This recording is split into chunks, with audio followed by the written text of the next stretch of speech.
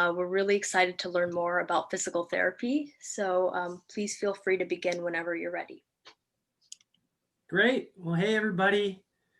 Thanks for having me. Dr. Mike Braitsch. I'm a physical therapist. I'm in Dallas, Texas, and I'm excited to speak with you about physical therapy. A little bit of background info for me. I've got my own clinic here in Dallas. It's small but mighty, and we specialize in treating patients who have Parkinson's disease and other chronic neurological disorders. We also tend to emphasize a lot of group programs as a means of trying to help people continue to do well beyond therapy. And I've got some slides that I want to share with you, but I'm wondering if maybe one of you can give me some privileges to do so. Maybe I don't even need them. Aha! Okay. So let's begin. My understanding is you've had a lot of folks from other healthcare careers speak with you, and I think you're going to find that physical therapy is about as wide and diverse as it can get in healthcare. No different than being a medical doctor or a PA. You can pretty much a way of thinking it is wherever there are people, there are going to be some problems that they run into, and we can help. And as a result, there are a wide variety of specialties PTs will pursue. So the font's a little small here, but before we get too far, you can find a lot of this information and other similar info on a website that our physical therapy organization, the APTA, has put together, which is supposed to be a little bit more friendly to the general public, called choosept.com. And if you're a student thinking about pursuing a career in physical therapy, I got to tell you, the information on apta.org, the American Physical Therapy Association, apta.org, couldn't be more helpful, because you're going to get a breakdown of, in every state, what PT schools are out there, links to those schools so you can track down information about what each program requires if you're thinking about applying. And so that way, long before the application process, you can start taking a lot of positive action to build up your resume, get some good experience, so that way when it's time to shine for an application or an interview, you're really ready. And I can tell you, doing a lot with my alma mater, UT Southwestern Medical Center here in Dallas, people tend to stand out who have a pretty solid understanding of current concepts in physical therapy, current issues that we're facing. But let's step back and just get a look at what are physical therapists. A lot of people in our field say it more simply than this. They say, well, physical therapists are movement experts. And as a result, when people, if people have a need to move, they probably have some injuries that are related to movement.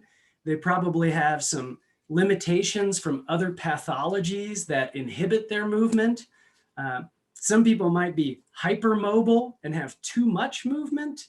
And so a good PT has a lot of education, an active license, and is an expert on movement, a movement expert who can help figure out diagnostically what's going on with this patient from a movement perspective.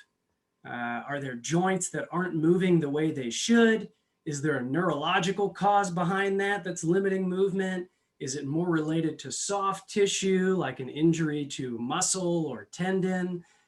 Are there ligaments that are intact or not intact that are causing some aberrations to movement?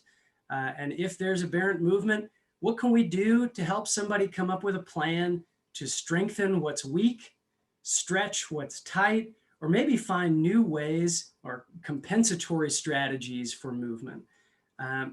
So we really kind of help people in a lot of different ways. And you see here, there's some mention of PTs and PTAs, because like every field, not everybody can do it all. So PTAs are physical therapist assistants. They also have additional specialty education and licensure. So it's a growing profession, just like that of physical therapy. Physical therapy degree, the entry-level degree to practice now is a doctorate, a DPT. A PTA, usually more often than not, is somebody that's already gotten a bachelor's degree, has decided they want to become a physical therapist, and either they didn't want to go to pursue that DPT, or perhaps they decided, I'd like some flexibility that's offered above and beyond that of what PT school might require, and they decide they want to pursue a PTA degree and certification. They're both very competitive and tough to get into. And so the main difference would be that a physical therapist, a licensed physical therapist, has the ability to diagnose movement disorders, or, well, I should say, since I work with a lot of folks in the neurological field, we diagnose musculoskeletal components of movement that are problems. We diagnose a physical therapy label for the injury or issue and create a plan of care accordingly. And what degree PTs are allowed to do that independently is a little variable. We've had some big changes over the last several years that have allowed, as a result of folks being required to have that doctorate now, more independence. So in some states, PTs can practice entirely independently. In other states, physical therapists can evaluate and treat a patient for a week or two before requiring further prescription and referral from a medical doctor, a physician. And that's kind of variable across the board from one state to the next. But PTs overall, we do the same thing. We try to help people move better, feel better, and maximize their independence despite their present circumstances. So there are PTs who work in acute care settings. There are PTs who work within acute care, like a hospital setting, for example, in an inpatient division or section of acute care settings. There are PTs who treat folks in their own homes, meaning like a traveling nurse, a home health physical therapist would visit a patient in the patient's home and treat them there. There are outpatient physical therapists like myself who treat patients who are ambulatory and able to get out into the community but still need help. But they've got the ability to independently or with an assistive device make their way out of the home and into a clinic safely. PTs specialize in all kinds of things. So there's some who just do aquatic therapy, which can be really helpful if somebody that you're treating is not strong enough to hold their body weight up against gravity. And there are a whole lot of other reasons aquatic therapy makes sense for different patient situations. There are cardiovascular and pulmonary physical therapists. Some of my friends who are cardiopulm physical therapists have been very busy lately in COVID units in hospitals. But prior to that, would do a lot to help folks, for example, after a lung transplant or after a major cardiovascular issue, figure out how can we get them up and moving safely? How can we help them do as much as possible, as normally as possible? Because we know that when the body moves, your blood flow, your circulation dramatically improves. Nutrients that the blood carries to different tissues become more abundantly distributed, and every system in your body functions better. So acute care PTs help folks in the hospital. Home health PTs visit patients in their homes. Outpatient therapists help people in an outpatient clinic. And there are also these other specialties you see here. Some PTs just specialize in treating the geriatric population, seniors, a growing population as the baby boomers age. Some focus specifically on neurological disorders. Some of those neuro PT specialists operate in hospital setting. Some operate out of outpatient facilities. It's all over the place. There are PTs who specialize in helping people to maximize their mobility while they're being treated for cancer. So oncology, which is relatively new and rapidly growing for physical therapy, because people found more and more folks who are going through things like intensive chemo and radiation do better if they're able to get up safely and move around. And that often requires a lot of expertise, because in a textbook, you'll see a patient might have just one thing wrong with them. But in the real world, you might be dealing with a whole lot of other comorbidities, so other diagnoses or limitations that drastically impact what you're able to do with a patient and require you to have a depth of knowledge that necessitates this doctorate degree. Orthopedic PTs are physical therapists who help people with musculoskeletal conditions. So that could be chronic injuries, things that have been around for a long time. Maybe somebody has, you probably have an uncle or a grandfather, somebody that you know who has what they call their trick knee that acts up when it rains, or maybe has a bad back and have had a bad back for a very long time. They would often see an orthopedic physical therapist. Similarly, folks who have surgical repair to different joints, for example, a torn rotator cuff, or a lot of athletes, as you well know, tear their ACLs, especially since the rules of football, particularly in collegiate, high school, those levels, the rules have changed to prevent more head injury, and in so doing have led to more tackling strategies around the legs, tearing those precious ligaments of the knee. So after a surgery, you might go to an orthopedic physical therapist, or you might go to a sports-specific physical therapist. Another growing area in physical therapy would be treating children for either developmental disorders or sports or orthopedic issues that happen when they're younger, because younger bones, younger tendons, younger ligaments react very differently than that of, let's say, a senior citizen. And women's health, also called pelvic floor restoration, is a growing area of physical therapy that primarily treats people postpartum after they, for example, after a new mom has a baby. They do a lot better with postpartum physical therapy to help restore function and control over their bladder, and to help them restore muscles of the core to prevent a long-standing issue with back pain.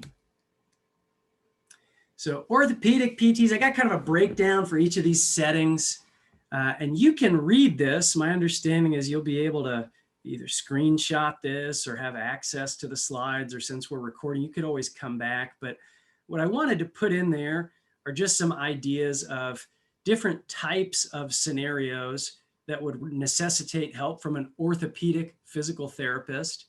And you see in that wordy paragraph at the top, an orthopedic PT is one who's in a variety of settings. So some work in hospitals, some are in sports clinics, some are in physician-owned clinics that see people immediately after surgery. But here are some common conditions that they treat. Things like chronic pain, which would primarily be seen for the back or neck. Also, carpal tunnel can be a long-standing chronic issue. You've probably all met or heard of someone with tennis elbow or golf elbow, issues with tendons in the elbow. Arthritis is very common as people age, and physical therapy can help people to minimize the painful impact of arthritis and joint changes due to arthritis.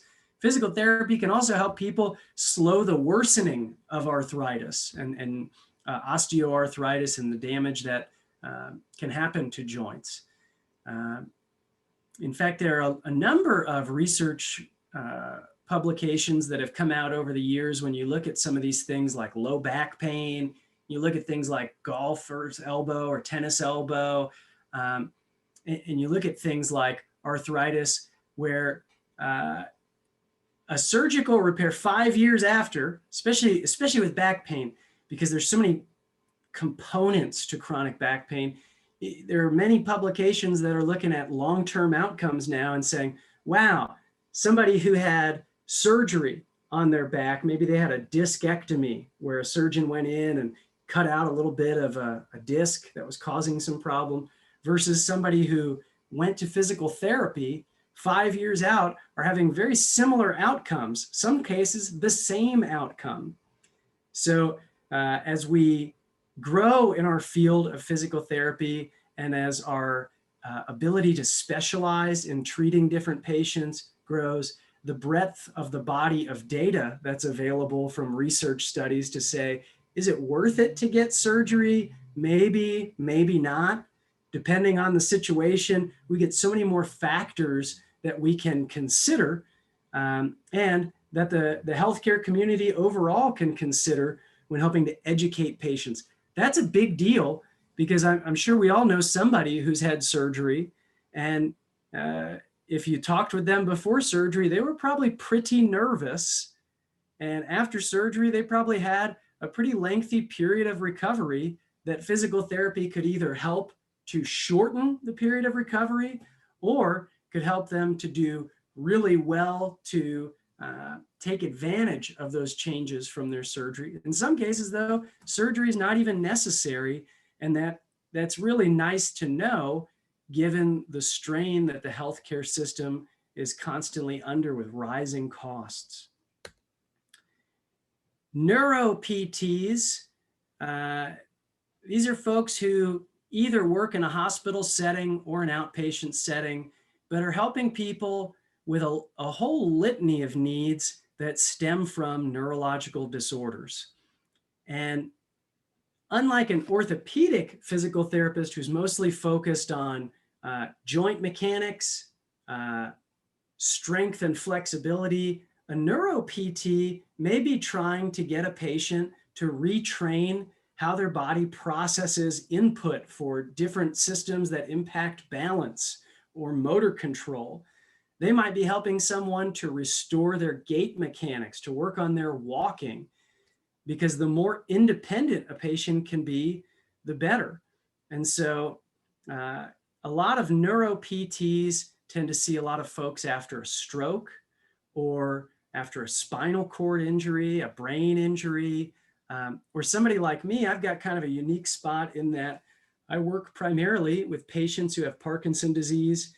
And with Parkinson's disease, more than any other diagnosis I've treated, things get really interesting because there's always a component of the neurological disorder and the changes in brain chemistry that follow. But then also because people tend to get Parkinson's disease later in life, there are also concerns just or factors to consider when it comes to the process of normal aging and how to age well. And then since people have usually been around for a while, they're not kids or teenagers or in their 20s or 30s often with Parkinson's disease, but more 60, 70, 80 years old. They usually have some other orthopedic concerns that we need to work around or consider in a plan of care. So I don't know about you, but I know when I was first getting into physical therapy or interested in physical therapy, I was into physical therapy because I kept getting injured in sports. In high school, I played a lot of different sports. In college, I played rugby.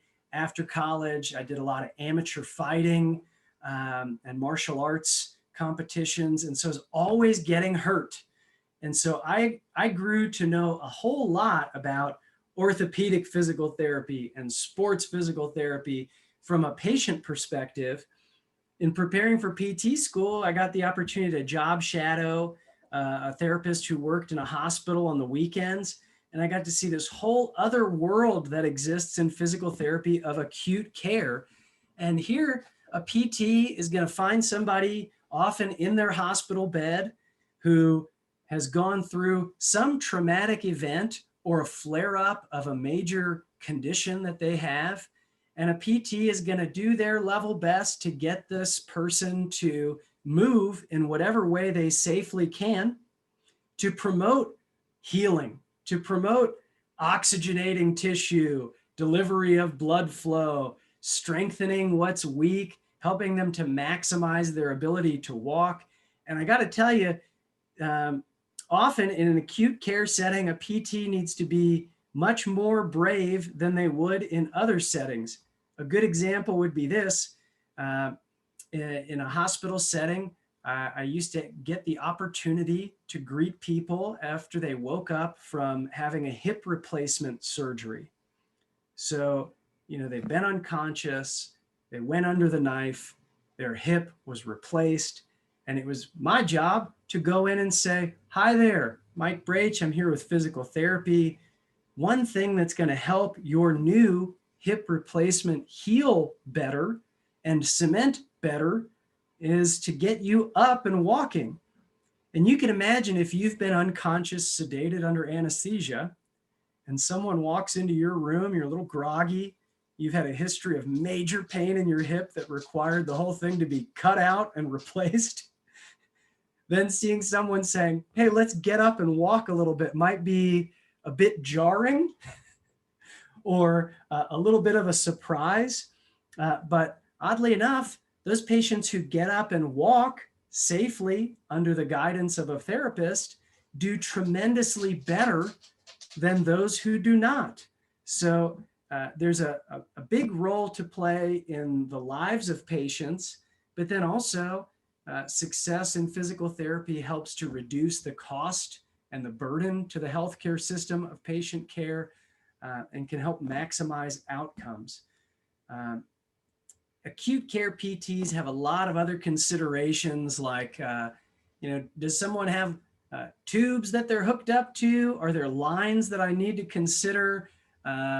If I move them a certain way, is it going to pull a heart rate monitor cord out, causing a lot of noises from the room and a team of nurses to come running with doctors? Or alternatively, how can I safely get this person from the bed into a chair or a wheelchair? How can I help them if walking is not going to be an option to, on their own, safely use something like a sliding board to get from the bed to the chair? Or how can I help them learn how to use a walker if this is their new reality? If their new reality is life in a wheelchair, how can I help them to figure out what to do if they fall out of their wheelchair? How do they navigate tight spaces or stairs or their community in their wheelchair? All of these tasks are tasks that a PT gets to experience, helping a patient who otherwise would have to figure this stuff out on their own through a very dangerous process of trial and error. PTs, we're all over the place. We talked a little bit about home health. Somebody might be homebound for a variety of reasons, or they might just be sent home after a surgery to heal in the safety of their own home. And a home health physical therapist, along with an occupational therapist and a nurse, would be assigned to oversee a plan of care with a patient until such a point where they're able to navigate or ambulate, walking, or use a wheelchair or an assistive device to get them through community distances. How can we get them to a place where they can go to the grocery store if that's an available option for them? and how can we maximize their ability to move around. If they have reached that place and they still need therapy, then they'd go to an outpatient clinic. If they're maybe in a position where they're not going to reach that level of independence, that's okay. They can often still receive treatment from home health therapy. Sports PTs, we talked about a bit, but sports PTs get to do some work on the field, some work in a clinic, and at times in a training room with an athletic trainer. So sports PTs have an interesting role in that they're not taking over the job of an athletic trainer who's on the sideline with an athletic team. However, after the game, they certainly need to know what's been going on so they can come up with a really good plan of care to help someone bounce back from an injury. So sports PTs will often do movement screenings with a team before a season begins to help a team or some of the athletes on a team or the coaches on a team to see where some potential problem areas are that could be addressed with certain types of conditioning, or after an injury, or at times we'll offer preventative camps. For example, there's some sports PTs who specialize in running, and they'll help marathoners to maximize their stride and the efficiency of their stride. Or a sports PT that I'm good friends with works for the Indianapolis Colts, and her job is to help players after they're injured to get back to playing so they can continue to help their team win games and earn the NFL paycheck that they want and deserve when they're healthy. So sports is certainly a growing area. If you're thinking about sports PT, think also, though, where are most people playing sports? It's not at the professional level. There are plenty of opportunities for sports PTs in collegiate settings, high school settings, and as folks, as young athletes and maybe potentially over-enthusiastic parents are encouraging young kids to specialize in a sport earlier and earlier, there are greater risks for overuse injuries. So there's a big need for sports PTs that work with kids too. Geriatric PTs, some work in skilled nursing facilities, some work in hospice care, some work in hospitals, but these are folks who have special training and consideration for how to help a body as it ages. I jokingly put my two favorite old men up there who are from the Muppets, named Stadler and Waldorf. I can tell you firsthand, having worked with a lot of geriatric patients, the stereotype of older patients being a little bit grouchy is not warranted. There's nothing to be afraid of. In fact, I've heard the coolest patient stories from senior citizens as opposed to younger population because they've had some living. They've had some life and some experiences. And if you're working with the elderly, it sure helps to be able to listen to some of those experiences. One, for your own personal development. Second, because it makes your job fun. But also, everybody wants to be heard. And that helps to build trust with your patient, where if you need them to do some things that maybe they don't want to do, like exercise or work through some pain, you've got that level of trust and care with each other where you might be able to help them in ways that someone that they don't know who hasn't taken the time to listen to them might not be able to do. But since America is aging, geriatric PT is growing, of course, by leaps and bounds. Pediatrics, we talked a little bit about how physical therapists help people with orthopedic injuries. Some PTs who work with peds or pediatric patients, kids, some of them work specifically on orthopedic issues. I'd say the vast majority, though, of pediatric physical therapists help kids who have different developmental disabilities or developmental disorders or have along the way acquired some special considerations.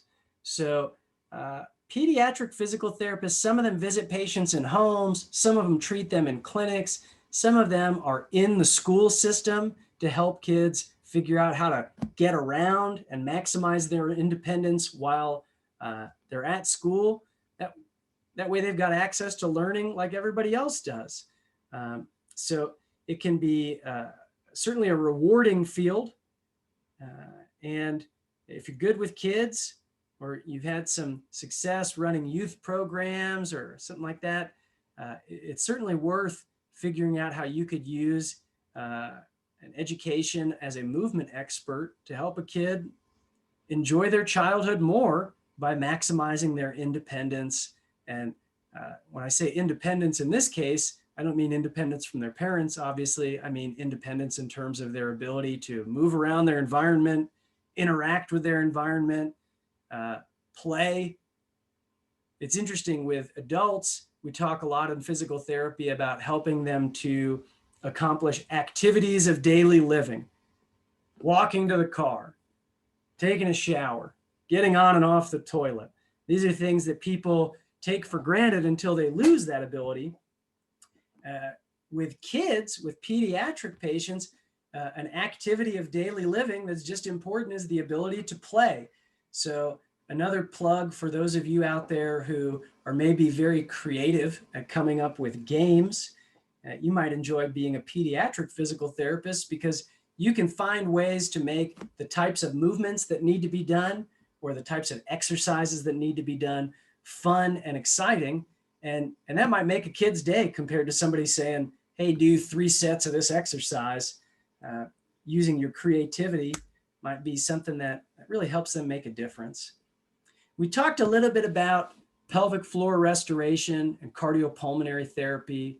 We talked a little bit about how PTs help people as they go through cancer treatments. And we talked a little bit about aquatic therapy.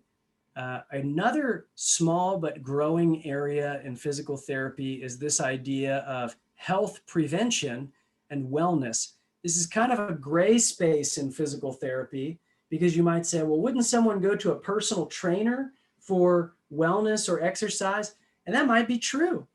But if somebody has some a pre-existing condition, or if someone has a nagging old injury and they want to figure out how to work around it, perhaps to participate in an active and healthy lifestyle, they could see a PT and come up with a wellness plan. Alternatively, some folks with chronic conditions need help participating in some of these activities that they want to do. I'll give you an example that's not considered to be traditional physical therapy, but uses a lot of the concepts in physical therapy to help people live well. Here at my clinic in Dallas, Tribe Wellness is the name of our group. We call it Tribe Wellness because we do a lot of group programs. And one of the most popular ones is we teach patients with Parkinson's disease how to train in boxing technique. And they don't hit each other, but the intensity of boxing as an exercise, non-contact boxing, not hitting each other, but hitting a punching bag, the big dynamic reaching activity that's involved in throwing punches, the leg strength and footwork that's involved. These are all things that help people in their daily lives too, facing Parkinson's disease. So here we use a lot of a wellness PT spin on group programs to try to help people do well after they've finished their individualized physical therapy plan. And that kind of thing is growing all over the world. You see PTs who maybe use things that they're passionate about as a way of helping people to do well. Some might teach Pilates for a specialty group that may have similar considerations to work around. For example, you might see a group of new moms who have gone through PT for pelvic floor restoration determine, well, I want to do more with my core. I want better body control and a better relationship with my body as I heal from this massively strenuous event. Maybe they want to do a postpartum Pilates class. Those types of things are growing in the field of physical therapy. And pretty much if you can think of a way to take something you really care about and turn it into a way to help people move better, that's one of the growing future areas of physical therapy. Some people are even taking technology for gaming and using it to help people minimize their risk of falling. So the sky's the limit on physical therapy and where things could go for the future. But some general treatment ideas would be, if you're going to help somebody, you need to know a lot about what's wrong with them first. And that's why physical therapists, unlike maybe somebody who just has training in exercise, or maybe unlike somebody who is just a health education coordinator or person without a doctorate level degree of training in how the body works, they might not be able to really understand the pathology or the injury that someone has, or some key components or considerations of a particular diagnosis.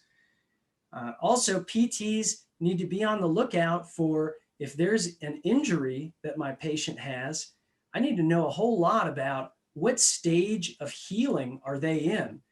If that injury is on muscle tissue, that might be a different timeline for healing compared to a tendon. Or that might be a different timeline for healing than bone tissue. These are all factors that start to come into play, because while we learn a lot in school about life in a vacuum of if someone sprains a ligament, here's how long it takes to get better. Here are ways to get it to move better. Here are ways to help strengthen what's weak that might have been a contributing factor in that injury. But in reality, somebody's lifestyle, their diagnosis, their pathology overall, or perhaps even their goals or desires may play a major role in determining what kind of outcome are we looking at here? What's the prognosis? And based on that, what's an appropriate time frame to keep them in therapy? Also, along those lines, if I'm dealing with different stages of healing for different tissues, what kind of things can I do that are going to help healing versus what kind of things do I need to make sure this patient avoids that might cause that healing time frame to reset the clock, might even cause some pain. We don't necessarily want patients to have pain.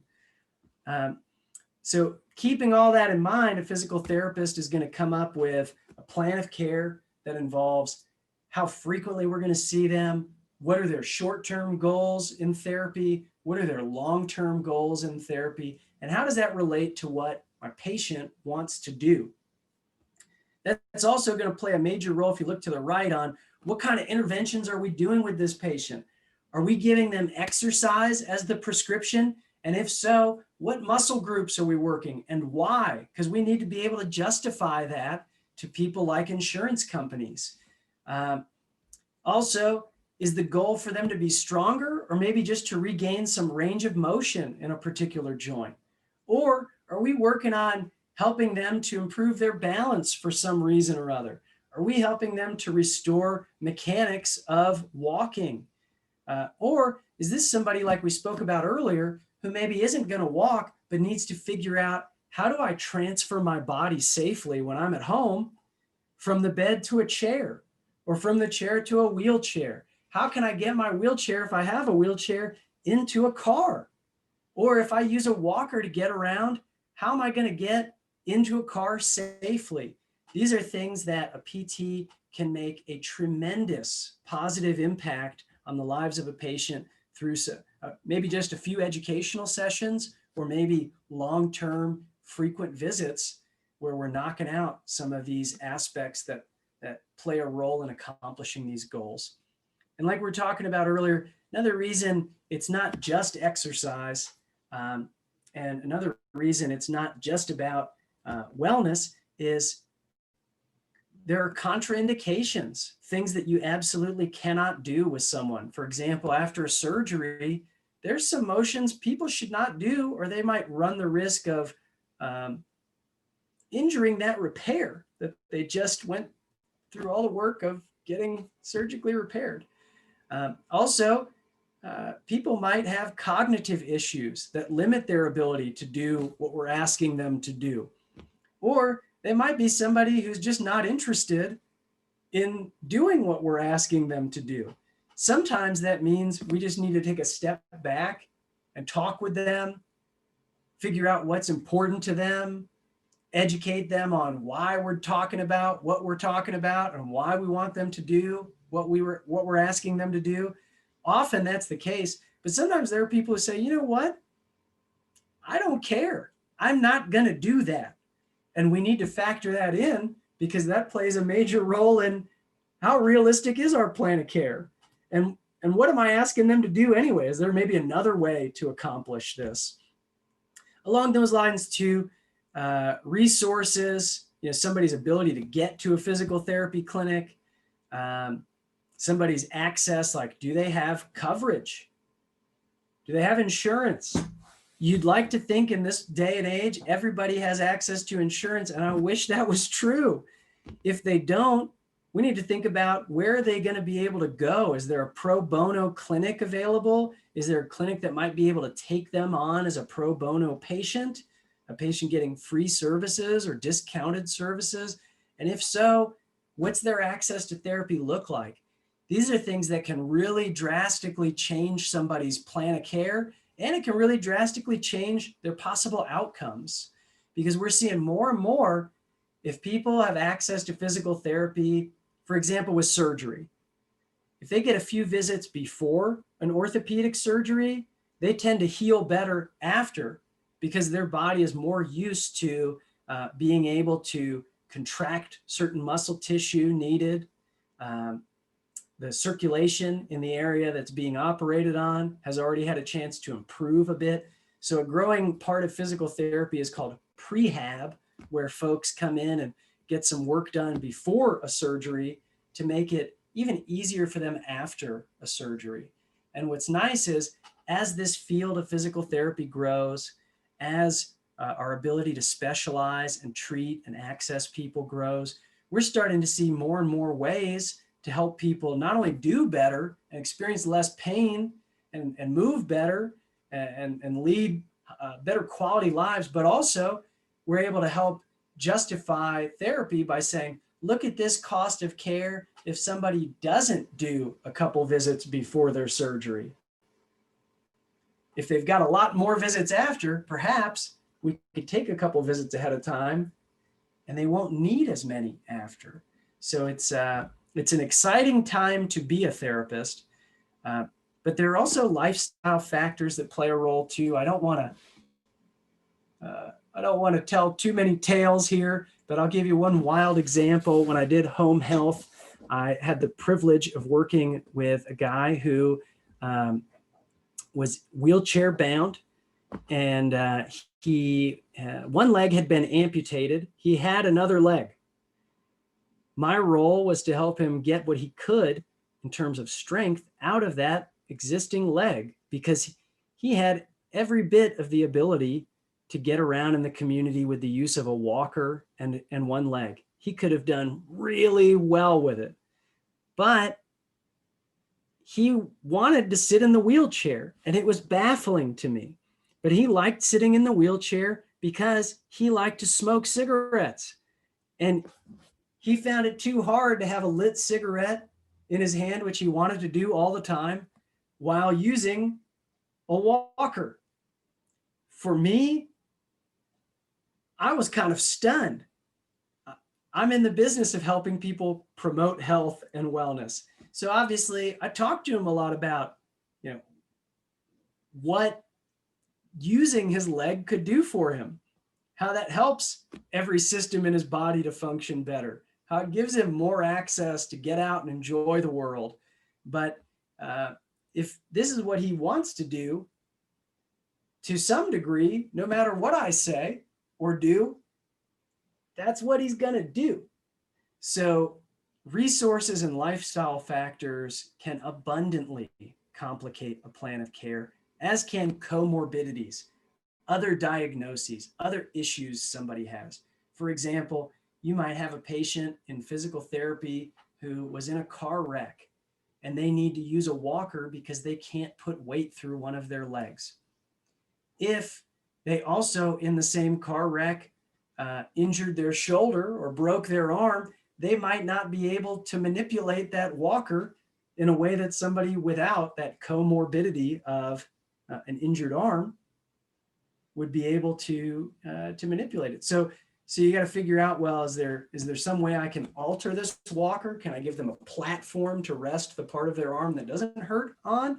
Or do we need to figure out a different way for them to get around? So these are all things that allow you to really use education from physical therapy training and PT school, but also to get creative and try to find some ways to have some fun with patients. And believe it or not, I think a lot of folks get into the healthcare field because they want to help people and they want to spend time with people. And as a PT, I can tell you, I get to spend a lot more time with my patients than their physicians do. And I love it because I get to have these great relationships with these patients. We get to have a lot of great inside jokes. And also, I get to see the result of our work together because I get to see firsthand them putting in the work and then achieving outcomes. And it's so rewarding for me. Not everybody is rewarded in the same way, but for me, that's a tremendous feature of this career. I've got a couple case studies in here where we could talk a little bit about physical therapy, but also I want to make sure I saw the chat thing just blowing up. I want to be able to answer some of these questions. Well, the first question came in here earlier. How many hours is it? Oh, this presentation, don't worry, we're wrapping up in 12 minutes or less. It's okay. As a PT, do you make the decision between if you should refer someone to surgery or if it can be fixed with PT? That's a good question. Many physical therapists, well, the short answer is it depends on your relationship with the physician and the patient. Because if a PT sees something that surgery may not help as much as physical therapy, they're going to really document this situation. They're going to really communicate with the physician that this patient is seeing, and they're going to really communicate with the patient. Ultimately, it's the patient who decides if they're going to have surgery or not. A PT can make recommendations. A physician will certainly factor that into their own recommendation. Often, the physician and the PT are on the same page. Sometimes they're not, and that's okay too, because at the end of the day, the decision is made by the patient. Could you explain more on why movement in particular aids recovery in comparison with longer rest? Would it be, so this is a very tricky question. And this is the crux of what's at stake at physical therapy school. But you could say, depending on the tissue that was injured, certain types of movements are going to help. I'll give you an example. Many of you have probably heard of somebody that has tendinitis. The old way of thinking of treating someone with tendinitis is let's put them in a splint and immobilize those muscles attached to the tendon. Let's try to reduce the amount of movement that goes through that joint so that way rest can allow healing to occur. And that made perfect sense for a long time until a wide body of research debunked it. And people started to see, hang on a second, if I immobilize the body, there's a growing risk that that tendon is going to tighten down, perhaps permanently. And if that's the case, is that doing that tendon any favors? Also, if I can move other parts of the body to improve circulation, I can get my body to deliver more healing factors to that site of injury. On top of that, you look at something like tendonitis, and what a crazy amount of research found is as long as the tendon isn't entirely torn, you can use eccentric contractions to strengthen the collagen that forms that tendon. What does that mean? Eccentric contractions, if you think about somebody doing like a dumbbell curl, the part where the muscle is shortening as it contracts is called a concentric contraction.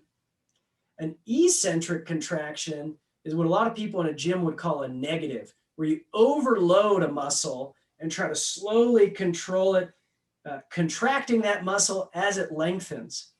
That's been found to cause collagen that makes up a tendon to get much stronger and more dense. So whatever's left in that tendon is able to handle a much better load, and it can also help to alleviate pain of tendonitis. So getting back to your question on why does more movement in particular help compared to rest?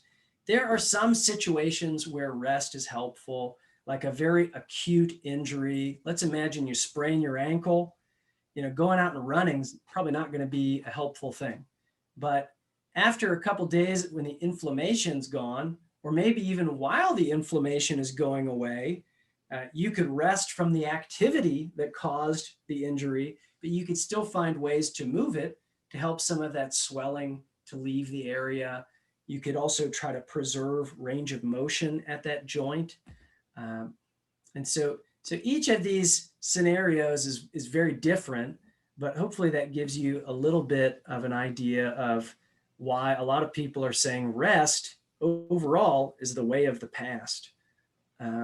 Here's the next question. Have you ever worked with, or do you know anyone who's worked with, who have had to use newly developed personalized assisted devices to help regain control of their body? Have you worked with any such medical device companies or creators in this way? If so, could you elaborate? Hypothetical scenario: personalized wheelchair for a patient with a rare condition that temporarily prevents them from using a normal wheelchair. Well, I can tell you this: if you can think of a way to modify an assistive device, it's probably needed. If you can think of a limitation in movement, that requires a customization to assistive devices. In fact, there's a whole other field of prosthetics and orthotics where folks help people who have maybe had an amputation that need to figure out new ways to customize their prosthetic limb. There are all kinds of medical device engineers who, for example, our annual physical therapy conference, the APTA's combined sections meeting, you get to meet a lot of folks from these assisted device companies to see what's the latest and greatest that they've come out with. So I haven't been part of a pilot study to personalize assisted devices, but I have gotten to do some research. For example, I got to work with a company that makes shoe inserts for people with neuropathy. If you think about it, if you can't feel the bottom of your feet, or if your feet are simply painful from having diabetes or maybe neurogenic pain, it's tough for your brain to recognize where your feet are and where your body is in space. And that can lead to some problems, making it easier to stumble, making it harder to spend a lot of time on your feet. I got to work with a lady in New York who designs shoe inserts, and she put together a pretty clever one that has a certain amount of ridges along the surface of it and bumps that ramp up sensory input through the foot, so people who have neuropathy are better able to see, where is my foot in space? And that's a pretty cool thing, because they can better feel where their feet are on the floor, and it makes them so much more confident in how they work. I don't know if that quite gets to your question, but hopefully it gives you some idea there's a lot of variation out there, and there are a lot of ways to help new technology come out. Next question I see here, how has COVID-19 affected the way in which patient appointments are operated? That is a very timely question and a tricky one. During quarantine, for example, physical therapy, as a healthcare provider, physical therapists are still considered to be essential services. However, clinical judgment has to come into play. So in my clinic, I was put in a position where I had to start making some tough decisions of, I don't want my patients to put themselves in a potentially dangerous situation just so I can make a few bucks. Also, I don't want them to take on unnecessary risks that could jeopardize their long-term health. So I started looking at folks and asking them why they were going to physical therapy, how bad was their pain, could we delay a few weeks and see, or could we try telehealth and see, some folks need a massage in addition to exercise and stretching. Some people need mobilization of different segments of their spine that a PT can do, not unlike a chiropractor. If you need to put hands on somebody, you really can't do that virtually, as you know, but maybe there's a way to help somebody figure out how to move a certain joint themselves. Or maybe there's a way to find exercises that they can do, movements that they can do that can come close to replicating that same type of joint kinematics that we're seeking. So it definitely has been interesting dealing with the new world of COVID-19. But what I found is there's still plenty of access to patients.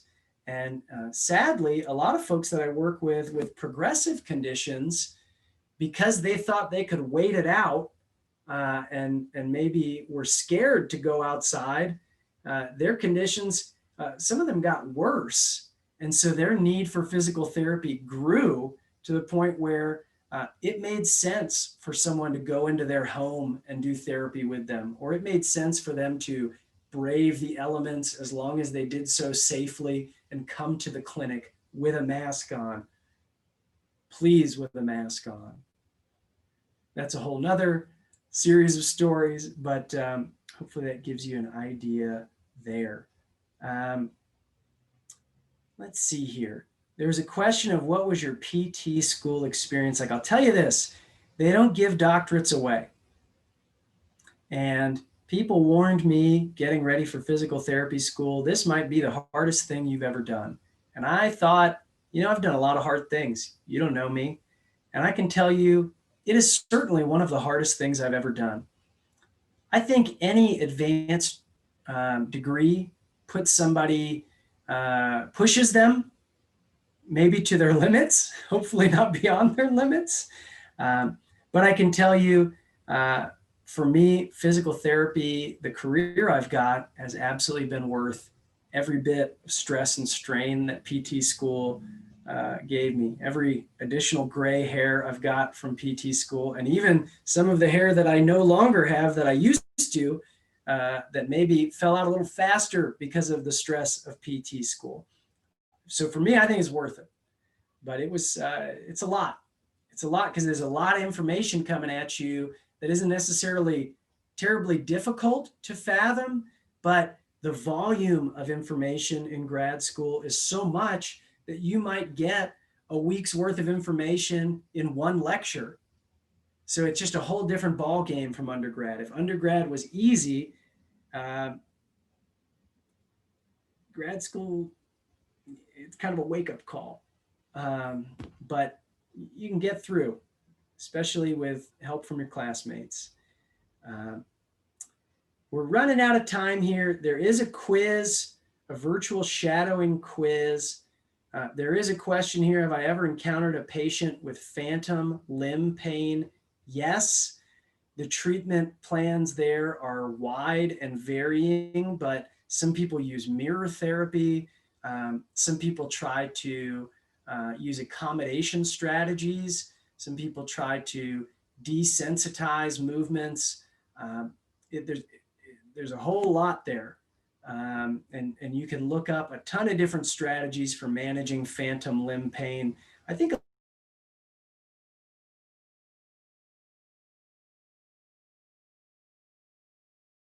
PT can help you figure out how to get whoever you're talking about the help they need. And then I got a private question here. Is there any change in person healing rates with a change in environment temperature? And I will say, one of the things we try to do is help patients manage pain. Sometimes before a session, we try to get muscles that are really tight heated up so that they're more pliable. After a session, sometimes people are in pain. We try to help them figure out what's going to be best for managing their pain. Sometimes there are electronic stimulation therapies we'll use, like interferential current treatments. Sometimes we'll use a TENS unit. Sometimes we'll use ice. Sometimes we'll use good old-fashioned massage. Each therapist has some degree of flexibility there, provided they can back up what they're doing with their clinical reasoning, their education and training, and with peer-reviewed research. So the rate of healing and changing due to environmental temperature is a pretty deep topic, but I can tell you for folks with chronic pain, usually heat is a little bit better. For folks with more acute pain from a recent injury, typically cool is better. But even then, you start to wonder, are they going to give themselves frostbite from putting ice on too long or directly on the skin? There are all these other things to factor in. I hope this has been helpful. I know we've run out of time. It's 7:03 for you East Coast people. It's 6:03 for me here in Dallas. If you've got any last lingering, burning questions, I'm happy to answer them. Or if you want to reach out, you certainly can. You can get information. You can get my contact info on my company's website, which is tribe, like a group of people, wellness.org, tribewellness.org. You could even follow us. We're so hip. I feel old saying that. We do have an Instagram account. We don't have a lot of followers. We do have a YouTube channel. We don't have a lot of followers. I tend to joke that we are the influencers of the geriatric community. That's also not true, but if you ever want to see what we're up to, feel free to check us out on Instagram or Facebook. We got a YouTube channel. If you got questions that I can help out with or direct you to somebody who can help you, I'm happy to do so.